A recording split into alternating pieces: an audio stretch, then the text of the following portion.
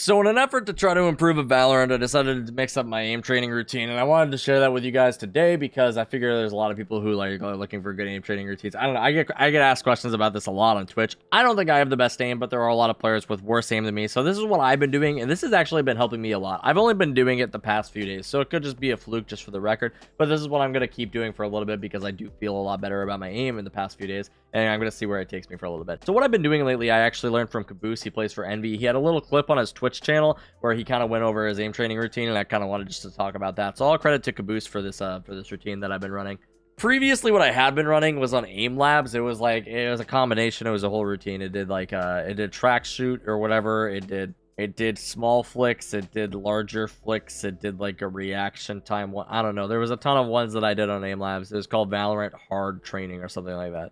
And it was all right. For a time, I feel like it suited me well. But I have heard it's very helpful to do different exercises when you go through your aim training. Like you could do the same routine, but if you do the same routine over and over and over again, it's just like with working out, right? If you do the same routine, eventually your body gets kind of used to it. I've heard that it like kind of gets you to your plateau, at which point you want to mix up your routine. You want to do different things. So this might be part of the reason that this one has been benefiting me actually recently. But basically, I'm going to teach you what it is, and then I'm going to tell you all like the steps to it. If you guys enjoy these types of videos, or if you enjoy these sorts of guides, be sure to subscribe to the channel down below where we do tons of stuff like this. Also, check us out on Twitch where we stream pretty frequently. And yeah, let's get into it. So the first thing that you're going to do when you load into the range is you're going to start out by actually just tracing bots' heads. And this is going to get kind of boring. The last few days I've been doing this while I watch like different streams and stuff. So I'll be watching like Sean Garris' stream. Maybe you could watch my stream while you do it. Or you could watch any of the invitationals, any of the tournaments and stuff like that, the qualifiers. Those are a good time to watch. So basically what you're going to do, you're going to strafe around this bot. And you're going to keep your crosshair on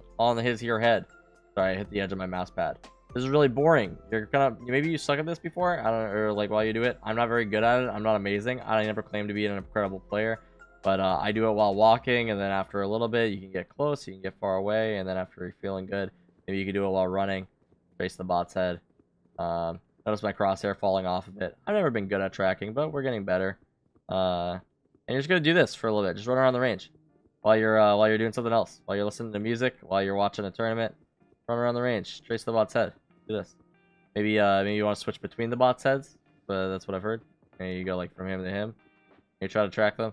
I'm not good at this. I don't claim to be good at this. This is just what I've been doing, and it's been helping. Okay, I'm telling you, this is the only part of the thing that I've done a lot of. Generally, I get bored because it's like an hour-long warm-up, but I'll do this basically when I'm watching a stream, and it's helped me a lot. I feel a lot more confident in my aim.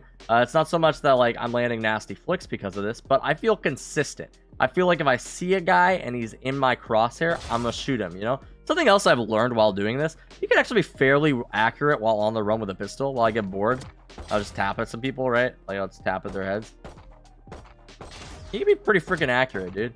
Especially with right clicks. Like, look at that. You can just right click a dude. Right click dudes. Honestly, if you right click them too often, it probably hurts you a little bit more than anything. Like, this is probably just a sign of me getting bored of my warm-up.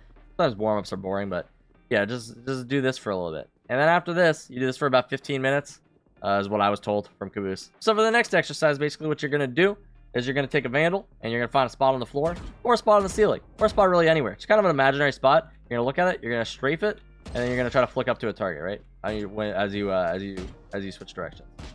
You're basically just going to do this one for around 15 minutes. I'm pretty bad at it, but as you can see, we're just trying to improve. Look at that right there. Okay, like look over here. Oh, that's a little high. That's a large flick.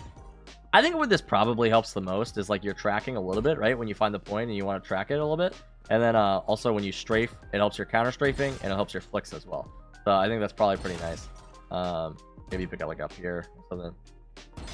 You know, do like a little flicks like that.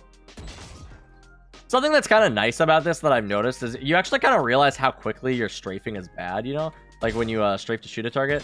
And for any players who don't understand counter strafing, this is going to be kind of important to this. Basically what happens is the moment that you switch your direction, you're going to be accurate, right? So like if I do that, notice how that last bullet went down there. It's because I did it early.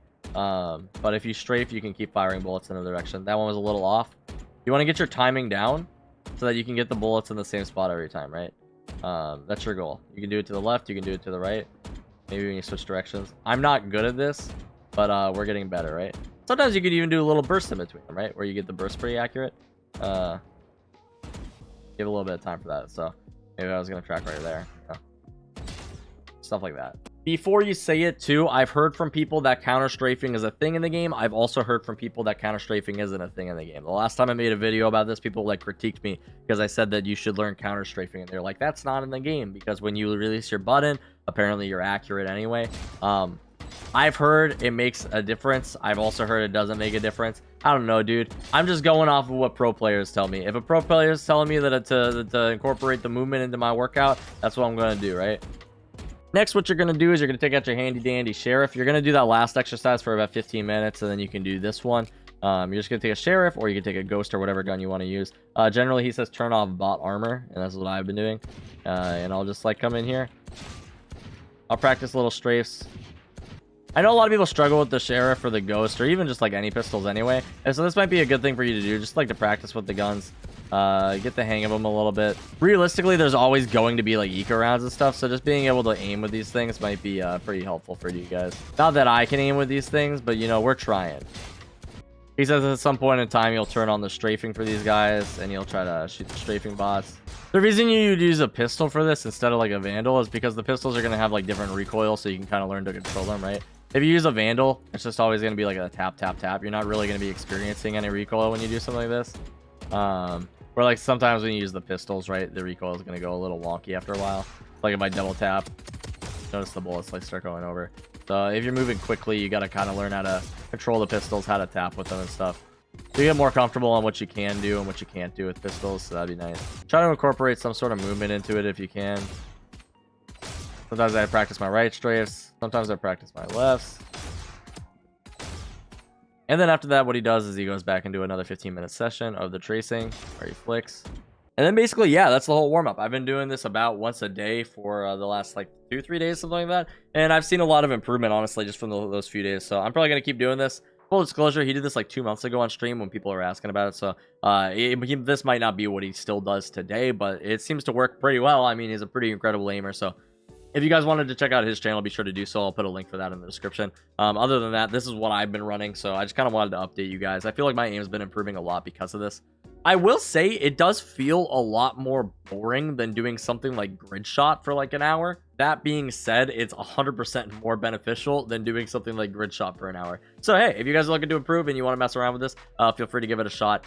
Other than that, though, if you guys enjoyed the video, be sure to subscribe to the channel down below. Check us out on Twitch, and I will see you guys in my next video. Peace out.